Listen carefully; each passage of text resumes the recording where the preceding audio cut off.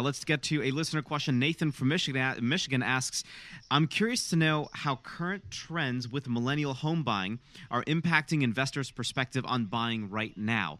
To be specific, from CNBC, the home ownership rate, and this is a quote, the home ownership rate among millennials ages 25 to 34 is around 8 percentage points lower than Gen Xers and baby boomers were in the same age group.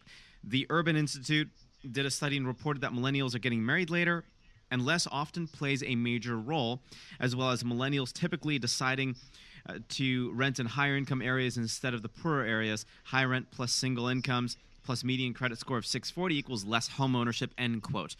What do we think about the millennial impact on housing? Well, they hit the nail on the head with the fact that the explanation for the fact that home ownership has declined among millennials. As much as it benefits investors to believe that this whole generation doesn't want to own homes, they're going to rent in perpetuity, I just don't believe that, because I know that people are people, and I know that the American experience has ownership in general woven into it. And I don't think that's different for millennials at all. I think the entire discrepancy where they say, 8 percentage points lower in the home ownership rate at that age, that whole discrepancy is explained by them just taking a little longer to move out, a little more longer to settle down and get married. I have a stat here that they, typically it used to be people would be in a relationship for 5 years before getting married, millennials 6.5 years. So there's your difference right there. It's all explainable in one stat. Having said that, they are renting longer. It does accrue to the benefit of investors. I think the home ownership rate's 100%. Abhi, okay? Because every home in this country is owned by somebody.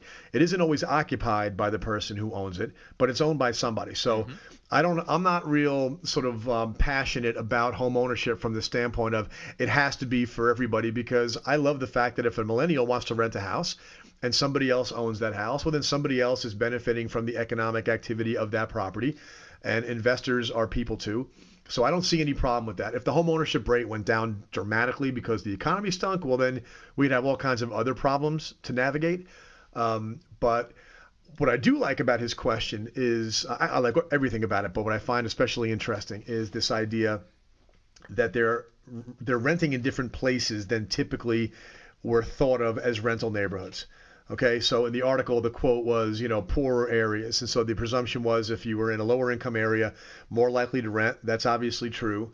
And so investors have tended to pile into those markets because that's where the perception of the rental demand was. Not so much anymore. And we're already beginning to see, it was predictable, and it's starting to show up now that Wall Street has been in the housing market for 6-7 years. And they really piled onto the same markets, the major southern cities, the big job growth cities across Florida and Carolinas and Georgia and Texas. But they all kind of went to the same places, and they all went for the same reasons. The yields were right, the appreciation was strong, the market fundamentals were good. But a lot of other markets are now starting to come alive.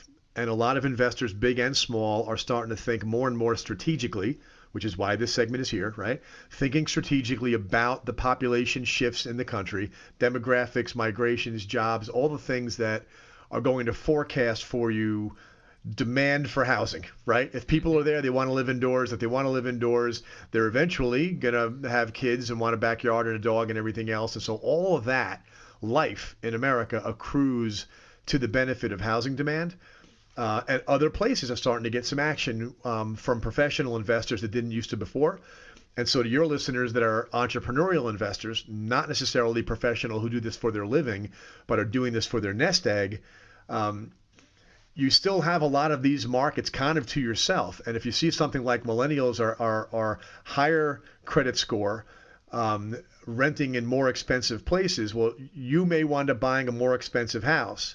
And as a result of that, generating a slightly lower yield, but they're going to pay the rent on time, and they're going to stay, and they're going to have Thanksgiving dinner in the house, and so they're going to take care of the place, and the whole experience becomes kind of more, a more elite landlording experience where there are no problems, right? The people are in there, and they're good credit risks, and it becomes easy. And what you get, this is the key, what you get when you trade off on your yield, meaning you get a little bit less profit on the rents because the house is kind of expensive, and so therefore the amount of money you make in a profit compared to how much you paid is less as a percentage. you make it up and then some with the price appreciation in those neighborhoods typically.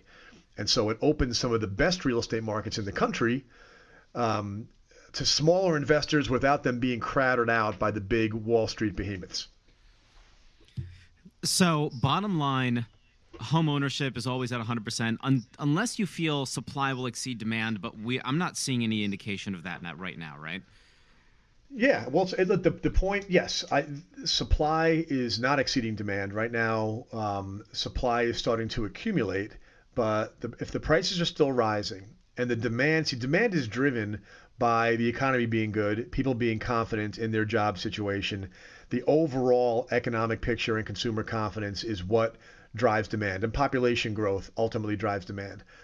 Those things, there's no signs of any of that slowing down right now. Anybody, we'll talk in the next segment about people who are trying to see signs of it where they really don't exist, and we're going to dismantle an argument made by some very smart people who are saying some very dumb things.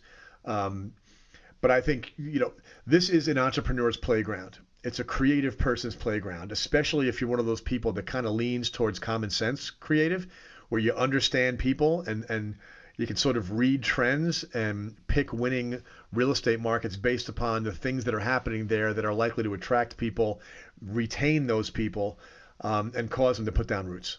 So I have something very interesting that happened on Instagram as well. I posted a picture of the map of the United States and the cities that Realtor.com had picked as being hot cities for 2019. And you know what? We got to go to break. So how about that for a cliffhanger? Come back, stay tuned. It's going to be fun. What you want to do is go to thinkrealtyradio.com. And in the meantime, you'll hear some commercials, you'll hear some resources that you can use that will really benefit you. So stay tuned. I'm coming back. Greg's coming back. And we have a lot more to talk about here on the Power Play on Think Realty Radio. Don't go anywhere.